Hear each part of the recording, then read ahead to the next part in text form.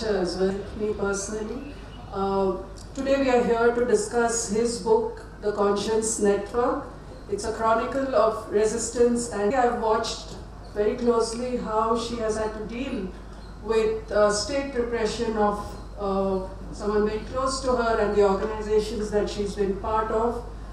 But mainly in the last few years, she was also the driving force of the India Cultural Forum, which is from where this book has come, which is edited. This too is India, Conversations on Diversity and Dissent. So these are the two books that are in the background of the topic that we are going to talk about today, the word as witness.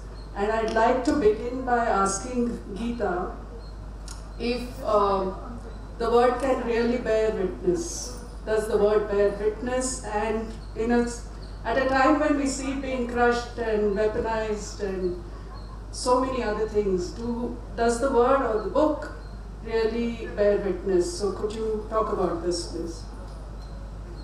Let me begin. I have a very loud voice, so I don't know if I need this. But let me begin actually with framing the power of the word.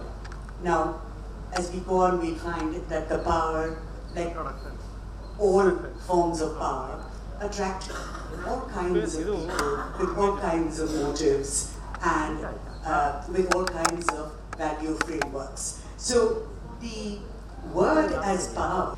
So the power of words, and the poem, of course, we see unfolding before us every time a movement goes to the streets. We saw during the anti-CA movement how all kinds of, Sabni Hum Dekhenge was being sung everywhere.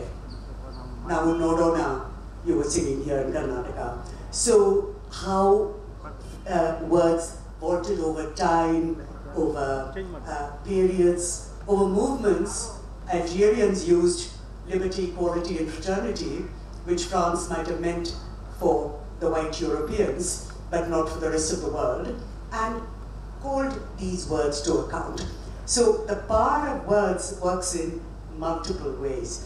And let me quickly say that this book, the link between the word as witness, and I will have something to say about witness, which is, a little ambivalent, because you could be a witness sitting in an air-conditioned room on the 4th floor and opening your window and witnessing the mess below, which might be class, which might be caste, okay? Or you could be a witness who's struggling to make your word as close to action as possible. Because all writers, in their honest, modest period, will say, I don't know what my writing can actually do to change the world. But some writing can change the way you view the world, which is why it comes back, which is why we sing Bella Ciao, So that is there, and the power of the word to be taken back from those who steal it. We have a very long list of words that have been stolen in our times. I don't need to give you the entire list. Chronology might be one, ecosystem, and worst of all, for us writers and readers, the word narrative has been stolen. If I feel as a writer, a reader, a citizen, that if the Delhi police has taken the word narrative over, I might need to take this word back, own it again, make it mean something new. And how do I do that? It's through conversation. And the wonderful thing about conversation is it's a very civilized, broad, inclusive way of including discussion, debate, argument, quarrel, transaction, negotiation. All of which is essential. It happens, whether we like it or not, in a country as diverse as ours. Maybe I'll talk about diversity a little later. But I do feel the title sort of tells you, this too is India. That one syllable word, too, is saying something to those who say, this is India, categorically, officially. So that, I think, is how I'd like to begin, by talking about a witness who doesn't want to just witness, and who wants to have a conversation, who wants to engage, who wants to unlearn and relearn all the time. Sugata, I want to ask you, what does your book bear witness to?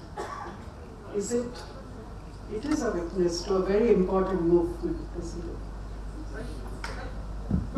Yeah, thank you, Githa. You're being very generous in your introduction. And as far as what my book is a witness to, it's a very difficult question to answer, because I've been a journalist who earns my living by writing. So I just write. As Githa ji was talking, I'm a great admirer of yours. So as she was talking, I was reminded of a line of Auden, who said, poetry makes nothing happen. So words are powerful. Words are very meaningful, and that meaning changes over a period of time. In fact, the last column I wrote for the Indian Express, 2 days back, I've looked at the word ideology and the kind of meaning, the transformation that the word has had over a period of time. In fact, during the French Revolution, because you refer to the French Revolution, Raymond Williams says that it was Napoleon who gave a pejorative connotation to the word ideology. And Marx and Engels continued with that. Of course, there are mixed uses of the word ideology in their work. But then the pejorative connotation of the word continues to this day as a rigid system of ideas or whatever. So for me, honestly, I don't know what I'm witness to or what my words are witness to. It's just that, probably if I was a little younger, I would have said, yes, it makes change, it brings change. But having written lakhs and lakhs of words as a journalist over 3 decades, and having written fat books in the last 5-6 years, I don't know what words do. I just leave them there for future generations to sort of make sense of it. And in fact, I was at one of the universities in Delhi the other day giving a commencement lecture. So they wanted me to give a title to what I would be speaking.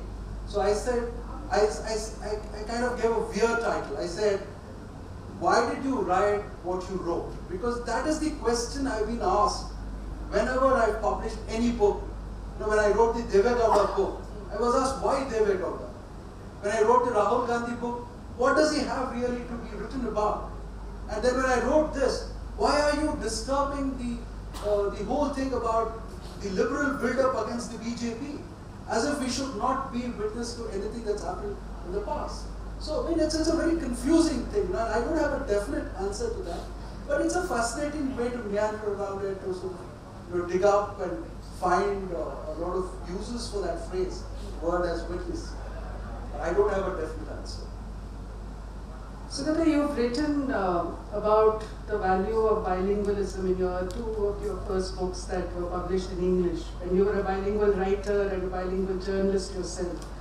How much of your understanding of language has come into your journalistic work, and especially in a work like this? Because here again you're looking at many different protagonists who are all in the US but all Indians going there. How is your I'm asking because you're so good with language and experience. No, it basically changes the way you look at the world.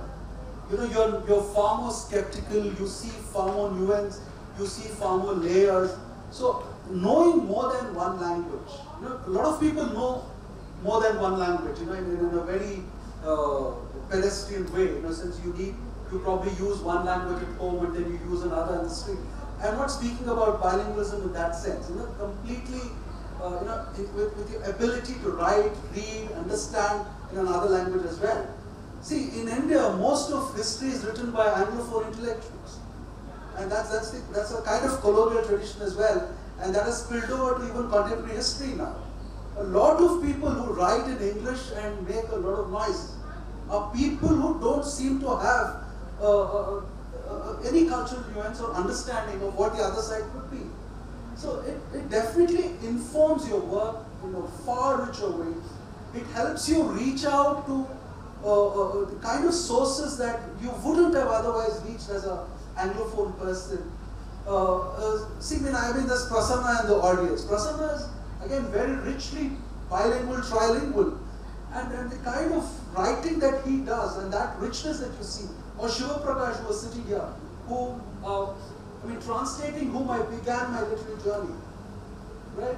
So, I mean, that kind of worldview and that kind of depth is not a word that I would love to use, but, the kind of gravitas and depth and knowing that the information and insight it brings into your work would be definitely very, very different.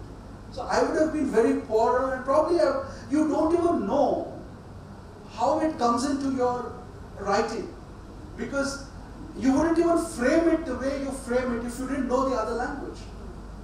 Right? For instance, Mr. Hiremat is here, and when I was interviewing Mr. Hiremat for this book, the references that he was giving to me of his childhood in Bijapur and Dharwad made completely different sense. And just imagine somebody else who does not know that terrain or language or that cultural background, interviewing him and transcribing that into the book or bringing it into the book. So the richness of that is something that has helped me a great deal. Yes, I was going to ask you to add to that. Well, let me, of course, functional bilingualism is a wonderful gift that so many people have. But I want to talk about lived multilingualism.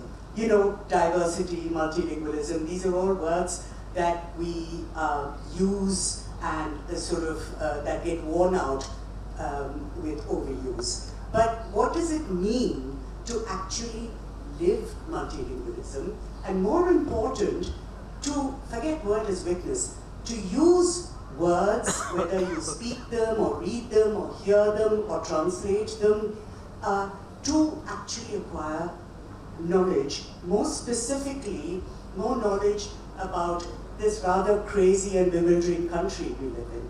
So one of the things I personally, as a writer who grew up with a hybrid language, because we talk about bilingual, but I'm the product of a couple who lived 60 kilometers apart, but one read and wrote Malayalam, one read and wrote Tamil, and they had to write to each other in English, and I grew up in Bombay. So what do you do? But never mind that. So the really important thing is, how do you map multilingualism through a cultural group, through a cultural movement? So, because finally, our individual works are all right, but all of us in some way or the other, we don't just want to be a witness sitting up there, we want to be a writer and a citizen, because the two live in the same place. So, through the Indian Writers Forum, my personal experience was that I was forced to get out of my study. I thought I knew what cultural politics was. I thought I was part of many movements, whether the women's movement or working class movements and so on. But you realize that language tells you a lot about this country. So it's not, you can't just say Kannada, you can't just say Telugu or Tamil. You have to look at the way in which each of our languages is mapped by caste, first of all. Peggy, when I was growing up, the difficulty of, when you're politicized, and then you're so embarrassed because you speak Brahmin Tamil, and you've shed your Brahminism in your head. Of course, there's much more to that. De-Brahminizing yourself is much harder than that. But there is a suffix that you add. So we would all be struggling to say, instead of Vanakkam, we would be saying Vanakkanga. Because what are you doing? You're unlearning. So I feel that the Indian Writers Forum not only taught me that you have our language in our country is invariably mapped by class, of course, but they probably are speaking in English, but caste, gender, region, and the hybrid languages, you know, the borders, and the registers. And translators really are our heroes, because how do you translate into another language, particularly something unyielding like English? Say a peasant in Andhra, you know, so, I mean, sometimes you laugh, because I remember reading a translation that was sent to me with all of them speaking African American English. Honey child, somebody saying in a field in Andhra. So this gives you the complexities of diversity. It's not just something to say pretty things about, but it also tells you that those who pay lip service, those in power who talk about languages carelessly without realizing that at the heart of our diversity and dissent, you have language. That there are cultures and subcultures attached to language. And I want to end with a very specific example. I learned so much doing this book, having these conversations. One example is a man called Chinaya Jangam, who you might have read as an academic. He has written about the Dalit contribution to the freedom movement. And he says that luckily he went to that wonderful institution which still survives, JNU, and when he was going to write his thesis, somebody said, why don't, you know, what do you want to write about? He said, I want to write about Gurram Joshua.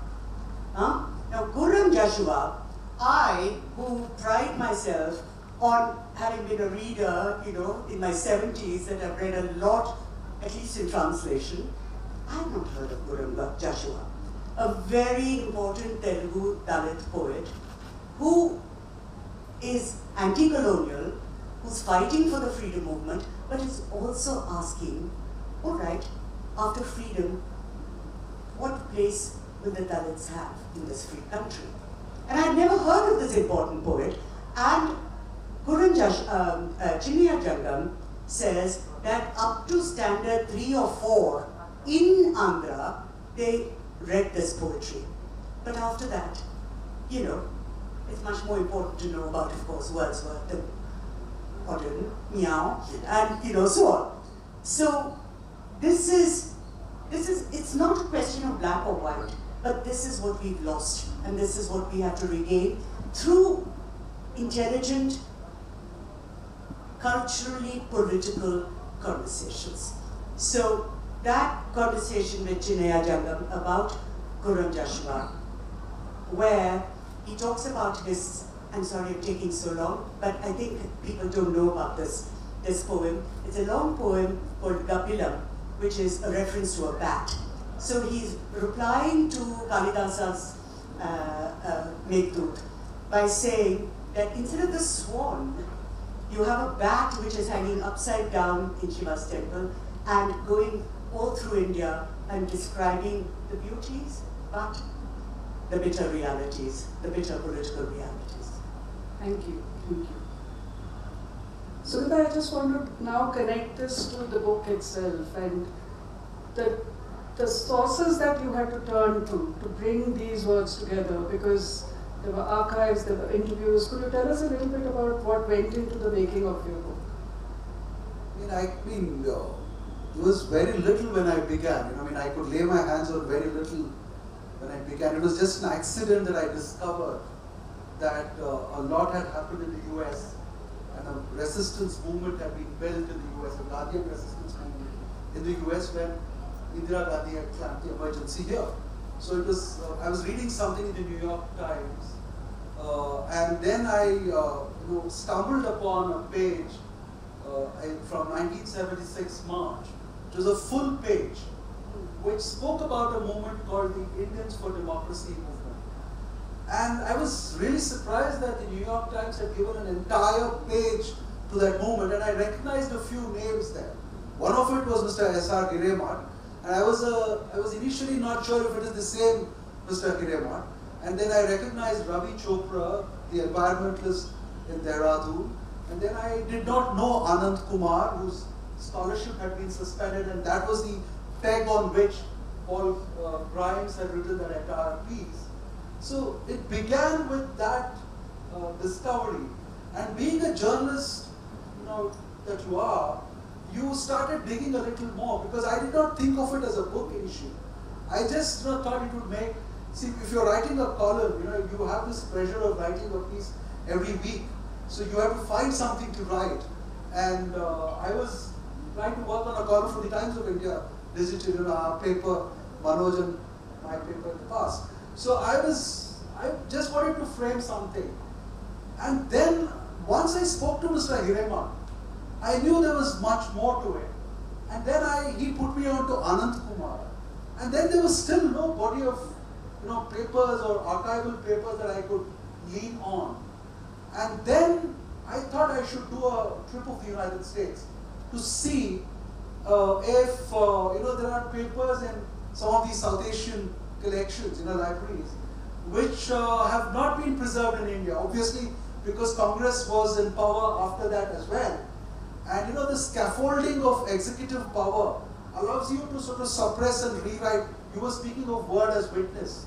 So power can actually make that witness thing go away. So Congress had suppressed a lot of this thing. New York Times archives was the first thing that I discovered when I went to the US. Hundreds and hundreds of pages of the Indian emergency, covering the movement of these people. And plus, some of the best columnists in America getting involved and writing about what kind of protests were taking place and interviewing people. Even one of this famous American White House correspondents called Mary McCurry. She was very famous because she had dated Lyndon Johnson. So she had written one of the first and early pieces on the nature of protest that these people were doing in front of the ambassador's house. So New York Times was a very obvious kind of source, so you read it up. And then I went to the West Coast because somebody told me that San Jose and Berkeley may have something. And I didn't find much in Berkeley, but then in San Jose there was the South Asian Organization papers, which was extremely rich. And they had pamphlets and letters and all of that, and had primary sources, primary source of information, which nobody had seen and nobody had access. So that became a fantastic thing. Then I went up to Swarthmore, where because I knew by then that the Quakers had got themselves involved in this. And then I had also learned that civil rights activists had trained people like Hariharan to sort of develop a method for their protests. Like people like Bayard Rustin, who became very, very important much later, but in his lifetime was completely suppressed because he was a gay. He was actually the guru of Martin Luther King. Martin Luther King had not heard of Mahatma Gandhi, and it was Bayard Rustin who goes to Martin Luther King's home and tells him, see, look here, you can't take on the establishment with these kind of guns and your protests and things like that. This was during the Montgomery bus protests. So he goes and instructs him and gives him a course on Gandhi. And that is because even during Mahatma Gandhi's lifetime, Bayard Rustin in the prisons of America had practiced disobedience or non-violent protest and taken beatings from, all these, white supremacist guys in the prison. And he was beaten up, but he would not respond with violence or with, in an equal measure. So when I had found out about these people, I started digging more, looking at their papers, looking at the newsletters that were coming out at that time. So that material was found in Swarthmore. And then I moved up again a little, and Chicago Regenstein had some more papers, but it was more about what had happened in India. And that was not my interest because a lot of work had already been done on that. And there was some very good academic as well as non-academic, non-specialist work that had been done. So, I mean, but it still gave me a perspective. But the finest resource that I could lay my hands on, which actually helped me rewrite and reconstruct the book, was when I met a lady called Paula Bronstein. Mr. Hariharan is a very poor collector of his own papers. I don't think he keeps anything systematically. He just protests, and he even had forgotten that he had protested. And it was such a big thing. And then Ravi was completely, Ravi Chopra, I mean, I don't know how many letters I wrote to him, emails and messages I sent on phone. He was disinterested in speaking about what they had done 50 years ago. And he was the editor of a fantastic newsletter called Indian Opinion. The name was, of course, borrowed from, again, the Gandhian ETN. And they'd done a wonderful job recording as to what was happening in the US at the time. But he was disinclined. It's not that he didn't want to share. It's just that, isse kya hoga? You know, what can word as a witness be? You know, that kind of a thing. So then I told Mr. Hariharan that, see, your friend is not responding. What should I do? So he said, just let's land up at his doorstep. So we just bought a ticket and landed up his doorstep. And the moment we were there, the hospitable man that he is, he spent 2 full days recording with me, and he was saying, do you want to go back? I have still more to say. And then, but the problem was he didn't keep papers. So where do I get the copies of Indian Opinion? So then I had known that there was a lady called Paula Nayak, who had married an Indian called Anadi Nayak, who had been accused of Indira Gandhi as being a CIA asset in Orissa. And he had been imprisoned. And this lady had done wonderful work trying to get him out of prison, but being unsuccessful. She had just gone back to the US in 76, end of 75, and tried to mobilize Quakers and others there to bring pressure on Indira Gandhi. And Quakers, because again, Horace Alexander, the great Horace Alexander, the friend of the Gandhis and Nehru's, was a Quaker. And he had tremendous influence on Indira Gandhi because Indira Gandhi had learned to watch birds.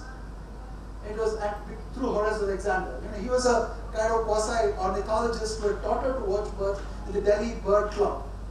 And he was Nehru's proofreader, Gandhi's, ghostwriter, all that kind of a personality who was living in America. He was from Birmingham, but moved to America. And this lady had, brought him the Willoughbys, Horace Alexanders into her kind of, exercise to bring your husband out.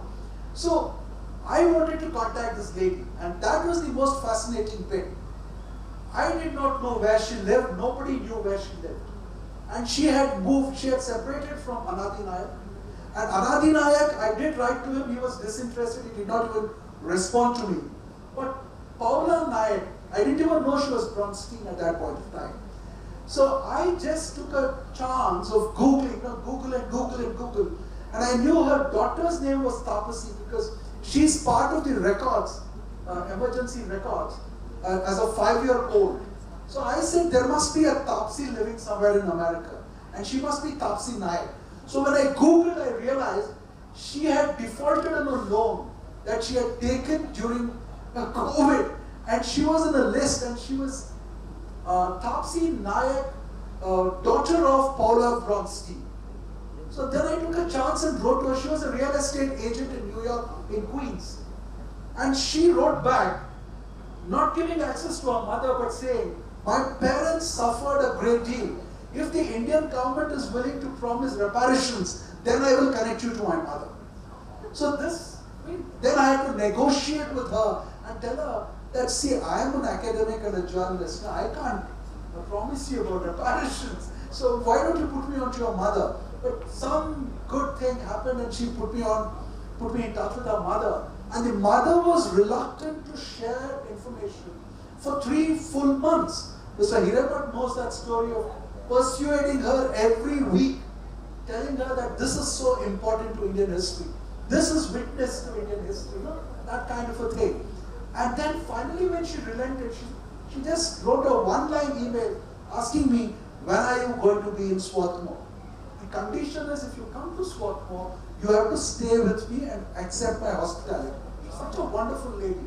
And she had bought the house of Horace Alexander. That was the double luck that I had. So once I landed there, she dug out all what these people had not preserved. The Indian, activists who had led the whole thing had not preserved. She had kept everything and thrown it in a kind of pigsty kind of a thing. She pulled it out and she said, you can take everything. And she also kept a diary, which was wonderful.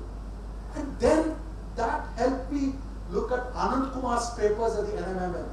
And then, of course, Anand Kumar's papers led me to the papers of T.N. Cow, the horrible diplomat who sort of presided, who tried to do the Congress propaganda in America on why the emergency was good. And he was trying to pull out bits from American history. Like even Lincoln suspended the Bill of Rights. So why are you blaming Indira Gandhi? So that's one of his, he went around the American universities and wrote in American newspapers and spoke, and in American media, he was unstoppable for the first 8 or 9 months. There was nothing against the emergency in America for the first 8 to 10 months. Everything turned only when Indira Gandhi postponed the elections in December 1976. Then the American media got interested and they thought that this lady is onto something else. So that is when the media comes in. New York Times actually attaches a reporter to the IFD people. Paul Grimes says that's how he comes in. Then Paul Grimes collaborates with another great reporter in Delhi called William Borders. Then I started looking at William Borders' papers and it was fascinating. So one thing led me to another and I had more than a lakh of pages in front of me and I had to reduce it to a book of 400 pages and finally the book became 700 pages. Wow, that's a masterclass for a journalist. You would add to this, a tangential footnote to this, simply because I live with a person who was in jail during the emergency for a year, and whose memoir on the emergency Sugata published. So we were looking for the Shah Commission, how our history travels elsewhere and is located elsewhere. Of course, it's a question of economics.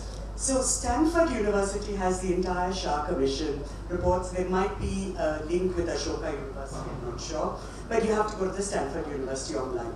And the Shah Commission report, just for your amusement, a digression, is not as dull as you might think, because we found out, because Praveer Purkaisa, my partner, was arrested. It was a case of mistaken identity.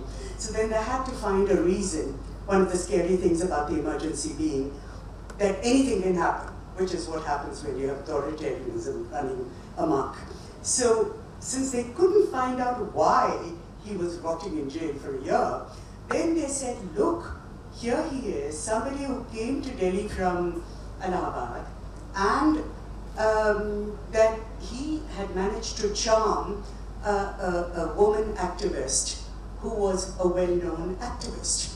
So in short, I can tell you my partner enjoyed this very much, that it's his charisma which made him a danger. So watch out, in our times when anybody can be anti-national, charisma, all the men in the audience, watch out. Thank you, Githa, for that side note. In your book, the interviews that you've done with such a variety of people, you've talked to people who've talked to you about the ideas of India, not the idea of India, ideas of India. You've talked to people who've been affected by the caste system and who've worked in that field. You've talked to women and brought up the gender question. And you've talked to artists and culturalists about cultural politics. So, in your introduction, you say that in the making of the book, words took on a new life. Could you tell us a bit more about how you came to select this anthology and the interviews that you selected for this anthology? Well, let me disagree with many things you said, Vinuta. One is that it's not my book. I'm really both, let me say I'm a precocious student there. I'm learning but I'm also choreographing, putting it together. While I'm learning what cultural politics might be, while I'm discovering texts and writers and the difficulties of translation and so on. Okay, so we did a lot of conversations. Many were on video. So it's interesting that as I was looking at the hundreds of conversations we'd had in the forum, there were certain themes which sort of stood out. There was a question again and again of what is education. Romila Thapar, who would go back again and again to what is a university really? And she would link it to our freedom movement. So you move from being a subject during colonial times to a citizen, and tying up citizenship to the concept of education, but also what is knowledge, how do you acquire it, by asking a question. So now, for us, this conversation, and not interview, was important because that's what we writers are doing. That's what we citizens are doing. When we say dissent, it sounds like some grand and, fiery thing. It's simply asking questions of received wisdom, of authoritative knowledge. So that was one theme that stood out. Another theme was, what was the dream, the vision of India that all those who fought for freedom, not just the big names, but some of the people, for example, journalists like Sainath has documented, the unknowns who fought for freedom, as Chinaya Jangam has documented, the Dalits who fought for freedom, the women who actually came out on the streets for the first time, fighting for freedom. So, what was their vision? And so Anis Kidwai, in her very moving memoir, talks about the first disappointment that immediately after independence, there's a Havan and they're burning sandalwood and so on. And she says, is this the secular republic that we are planning to build? Something really important for us to look back to. Not to protect, not to go back to those times, but to look at what the young today want, what their dream is. So that was another thing. Then, of course, the old fault lines and the new manifestations. So if you have caste, the old fault lines continue, the old horrors continue, in spite of the constitution, but very often with new guises. And if, of course, you're a woman and of a certain caste, then patriarchy hits you in multiple ways. So you have a writer like Bama. And let me connect it to real life, contemporary life. Now, Bama, who's a wonderful Tamil writer who writes about the Dalit experience, who's been a teacher for 35 years, school teacher, her work was, with all its wisdom, Delhi University removed her work from the syllabus because apparently young students, college students, their feelings might be hurt and they might get intellectually confused because these stories are about caste and these stories are about children suffering in school because of caste. So apparently there's this misplaced anxiety about the tenderness of our youth. What that says, so that's an important conversation. I want to add here that we say things like Dalit or women, but in a simple way, this shows you this is by no means homogeneous. That the Dalit activists, the writers I've spoken to, all have different approaches. And I just want to quote our own Kannada writer, Aravind Malagatti, who has said very movingly, the India he dreams of must have Ambedkar's Kannadka, spectacles, and Gandhi's walking stick, which I thought was quite beautiful, and a very poetic way of expressing the kind of vision we have of India. As for how I did the work, Vinuta, I'm 71 years old. I've worked all my adult life. This is what we do. We read, we write, we quarrel with our publishers, and try and do the best we can, and stand upright. Yes, you do. I've been witness to that. How much time do we have? 15 minutes? Including Q&A, yes. 13 minutes including. 30 minutes? 1, 3. Okay, then let me open this up to the floor if anybody would like to ask a question of the panelists or make a comment, a very brief comment. Only questions, okay. The panelists would like to take only questions. Anybody? Okay, then I will ask further questions. Sugata, which are some of the myths that your book has debunked? Well, and I don't look at it that way, but I do speak about, about false moral equivalences that are being built. See, the biggest thing that I encounter, at every Lit Fest or every lecture that I go to deliver on this book is, that was emergency and now it's undeclared emergency. First of all, that is something that I don't accept at all, because things happen at different points and bends in history. A lot of things happen and you can't use one to cancel out the other. Right? That is the simple question that you need to ask is, if you do that, who does it help? So I borrow an argument from Noam Chomsky, who spoke about building false moral equivalences in the context of 9/11. Right? So you are trying to do that. He says false moral equivalence is nothing but propaganda. The Congress is on the other side now, and it thinks that it can create a certain amnesia about what it has done, but that's not word as witness. So they did things as horribly as these people, and you are free to make independent judgments on the two regimes. But as writers, I don't think we need to say, this is more and this is less. Because it is actually a travesty and an injustice to people who went through so much of horror then.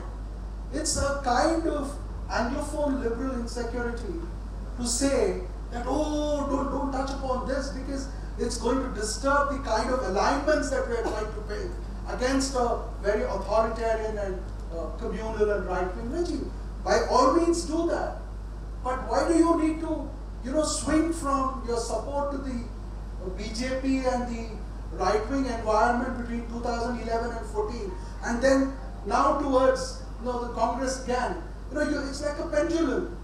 You operate in a polarity at the extremes. So I argue in this book, and for me it is not an anti-Indira Gandhi book. For me it's a pro-democracy book.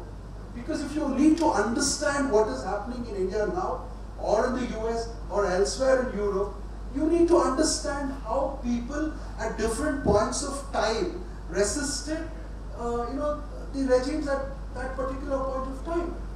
So for me, that was a very important lesson that I thought I had sort of passed on through the book. But I never thought of it that way, because I am a kind of narrative, quote-unquote, historian. I don't try to impose judgment. I write a kind of narrative history. And I also say in my introduction that it is a story that I chase, not history that I chase. And there was a fabulous story here to be told with so many dramatis personae.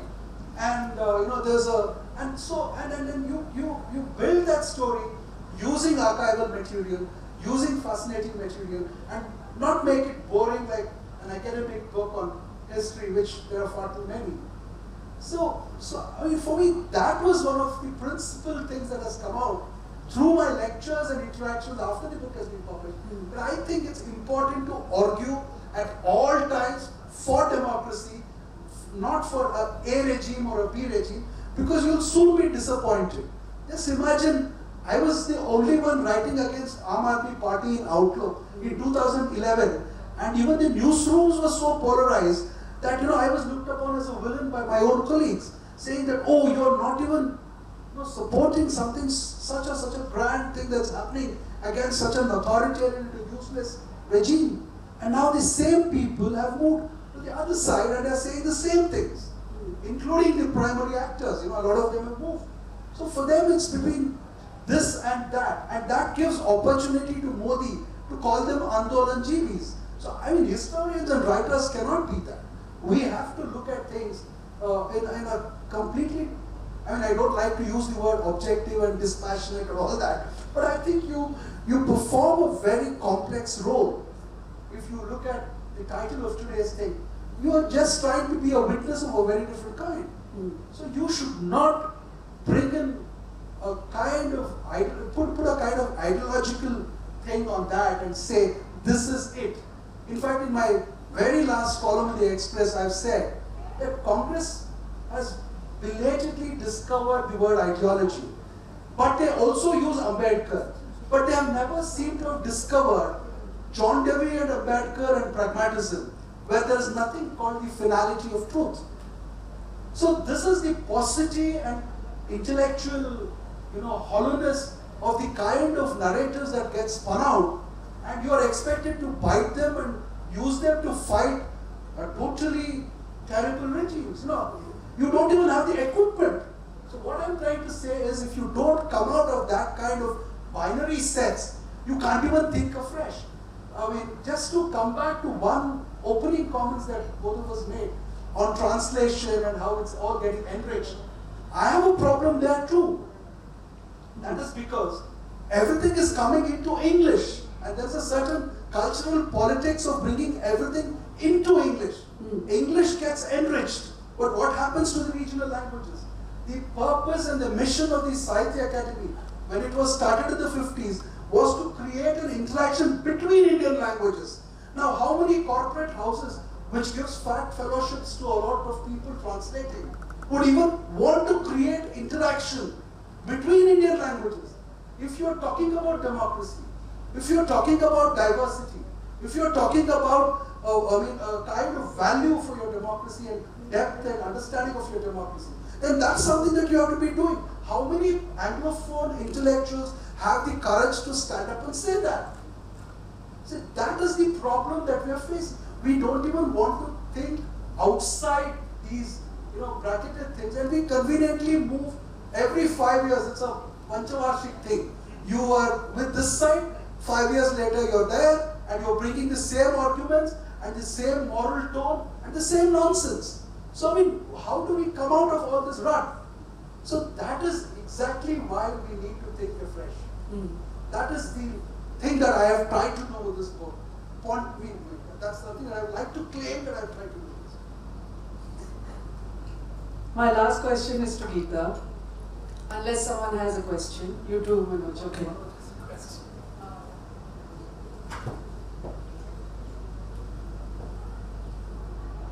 Since you briefly referred to the fact that you were conscious of,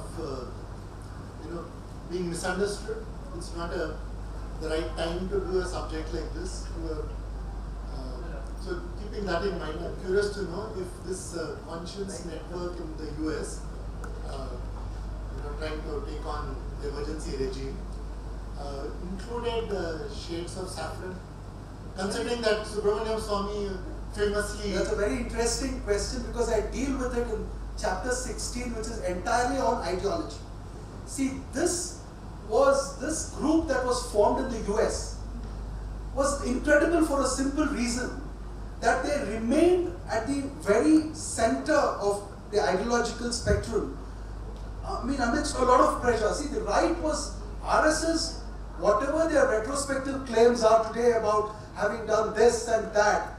If you read Subramaniam Swami himself in the 90s, you will realize that the RSS did nothing. In fact, he is telling you only a couple of people like Munjay and others who supported him did a fascinating job. But 90% of the RSS was writing love letters to Indira Gandhi from prison or from elsewhere, including Vajpayee. In fact, in my Deve Gowda book, Deve Gowda and Vajpayee and Advani are in the same prison. And Deve Gowda is utterly surprised that Vajpayee has been able to get himself moved to Delhi and be under house arrest and not in a prison. And that was because he had managed something with the regime. Right? Were they conspicuously absent in this network? Yes. I mean, no. What I'm trying to say is, no. In 1971, March of 1971, the VHP had been started there. RSS was a loose, had a very feeble imprint here and there in universities. But they were not an organized force. But the moment that Mr. Hariharan and Ravi Chopra and Anand Kumar and others built was at the center, and they said it will be based on Gandhian principles. In fact, they were far more clearer than JP himself. Let me put this right. So they said they were more under pressure from the left, the loony extreme left, which was operative in America and Canada, which included a very famous documentary film maker called Anand Patwardhan, whom they financed, but he was with IPANA. And IPANA was trying to influence people in American universities to go with them because they did not want a restoration of democracy in India, but they wanted to provoke a revolution, and they were openly supporting the Naxalbari movement. So the pressure on Hariharan and others was not so much from the right, but from the left. But they still managed to remain at the absolute middle. And because they were facing so much of pressure, they reach out to the Quakers who come in with a stronger Gandhian message. They reach out to civil rights activists who come in with a very strong Gandhian message. And that is why the American media gets interested in them. And interestingly, just before the emergency was declared, Khushwant Singh wrote a 30-page, if it's loosely printed, it comes up to over 30-page, profile of JP in the New York Times Magazine, which spoke of JP in a completely different light as an inheritor of Gandhi's message. So the people the Western audience were looking at Gandhi and Nehru as a kind of benchmark and judging Indira Gandhi by that benchmark. And these people were extending that narrative by bringing in Quakers and civil rights activists who had been influenced by Gandhi. And they were trying to with great difficulty, keeping the left and keeping the right away. And in fact, Subramaniam Swamy, the notorious character that he is, tries to break IFT, tries to take over Indian opinion. In fact, they had forgotten, I found the minutes of a meeting where Jethmalani is arbitrating between the two. And he is saying, why do you need to waste your resources on both? Let me do this. But these people don't give in. Ravi Chopra says, if you're doing that, then I'm out of this. Anand Kumar says, if you're doing this, I'm out of that. So they keep the line very Gandhian and centrist and not succumb to the left or right. And right, even those days had much more resources than these people had. And the left were actually mobilizing the youngsters. So it was a fascinating kind of, you should read this 16th chapter. And the one last thing, Vinuta, Sure. there was a pamphlet which has been, I don't know who wrote it. It's an anonymous pamphlet, but I've analyzed it. It's a 30-page pamphlet or 40-page pamphlet, which is written by some RSS person in America, RSS intellectual, arguing why Indira Gandhi is a fascist. Right? So this pamphlet, even IFT people had not seen. It had been circulating in their usual circles. And this I found in Paula Bronstein's papers. They had reached it out to her as well. So you know now the kind of, and it was also the Cold War era. So there was the Soviet thing that was happening, and there was the US, and there was the Ford administration. And the Ford administration decides to stay away from both sides, but they tacitly take on Indira Gandhi. Last thing, YB Chavan goes to meet Ford. This is there in the Ford papers. Sorry, we're really running out of time. So there, he tells YB Chavan that go back and tell Indira Gandhi that we judge democracy by our standards and not by hers. And so therefore we allow these people to protest. That's Thank you. You switched it off? Too much work on Indira Gandhi. No, I just want to add one line, coming back to the present, and I do want to say you're right to say that what writers have to be passionate about and citizens have to be passionate about is democracy. And as somebody who no political party would admit into their hallowed portals, let me say that it is important to compare we don't have a good name for what we're going through, but that's always the nature of the beast when you're talking about the present. So the emergency and today, it is important not to choose one or the other, but to look at different manifestations of authoritarianism and compare for similarities, such as freedom of the press, and look at the differences of the context. Today, for example, you have social media. Everybody has a phone. You can't switch off the electricity and have, no newspaper coming out. So similarities and differences. Differences, we listen to you carefully. Differences, what is the nature of exclusion? Certain civil rights are suspended, but do you have an entire community excluded? So it's important for us as thinking independent, not objective, because I refuse to believe that our opinions don't leak into what we say and write, but as independent minds, we need to compare, we need to question, and then finally say, yes, this is this. They were not exactly wonderful, this happened. And tell any congressperson who denies the emergency, sorry, it happened. But, and this is important. Yes. This is important. Yes. Thank you. At times when we are not denying that the Nazis killed Jews, but they also killed, communists and homosexuals and so on. But that doesn't mean that the earlier victims, the Zionists, are not killing people in Gaza. So, comparison is important. It is, indeed. Thank you both so much for these very interesting and insightful session. Thank you so much. Thank you all the panelists and our moderator. That was a very meticulous session focusing on your journey. I request you to kindly stay for a brief photograph. 1 second.